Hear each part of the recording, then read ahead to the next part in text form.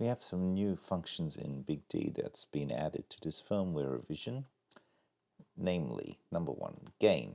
A lot of people wanted the actual gain to follow view groups and follow other sections. So now if I'm moving this along, as you can see, it's choosing the gain from on top. I can move the gain independently. That's fine as before, although it's still highlighted at least. Now if I move the channel across and I click on this channel, the gain will come exactly on top of where I am. So you can see immediately you can select the gain above it straight away. So no matter where the gain is, as soon as you select a channel, they'll sync up immediately. Now with view groups, the same deal. If I select 3 or 4 things in view groups and then another channel and an effect, so you can see some of them have gain and some of them don't have gain. And I'll go back into my mix page. If I click view group 1, it'll automatically space this, and so that way there's an empty panel above areas that don't have gain, while gain controls are directly above. It's the same when you're not going to use Big D. It'll at least give you view groups with gains there immediately, and OggSense will follow that as well. So the OGSs will follow the view groups directly. Okay, which is nice. All good. Now, back to our full mix. So that's gain. Sends are the same.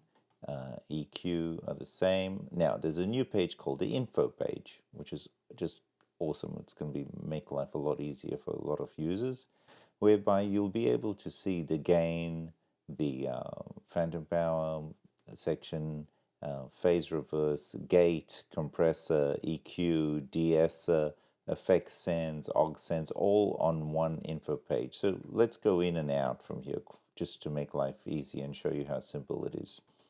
I'm going to synth channel, for example. I'll double click. I'll adjust my gain. I'll put phase reverse on, for example, and just double click to get out. It's simple as that. Double click. Adjust my gate, for example, double click to get out. Compressor, double click. Add some more compression there, double click to get out. Effects, let's do some sense here, double click to get out. OGSs, same deal, 1, 2, 3, double click to get out. It's incredibly fast to navigate through this. It's really quick from that point of view.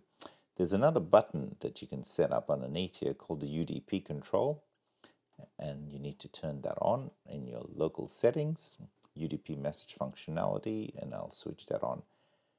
This gives you the ability to control external equipment that accepts UDP commands. It can be lighting consoles, it can be motors, it can be other devices, anything that can accept UDP commands, the UI can control here, and there are presets for it as well. And it's as simple as hitting the edit button, clicking on one button, selecting a color, giving it a name. Let's say this is controlling the green light somewhere. Okay. The IP address of the actual device that you want to control.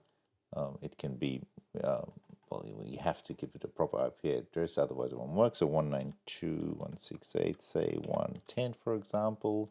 The port that it's on, whichever port that the actual device is on, and the command that you want to send the port, and that can be, it could be plain text, or it's really dependent on the device itself.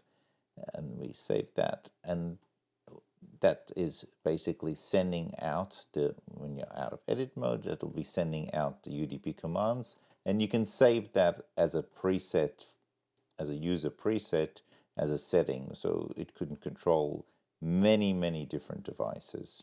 So this is the new stuff in Big D.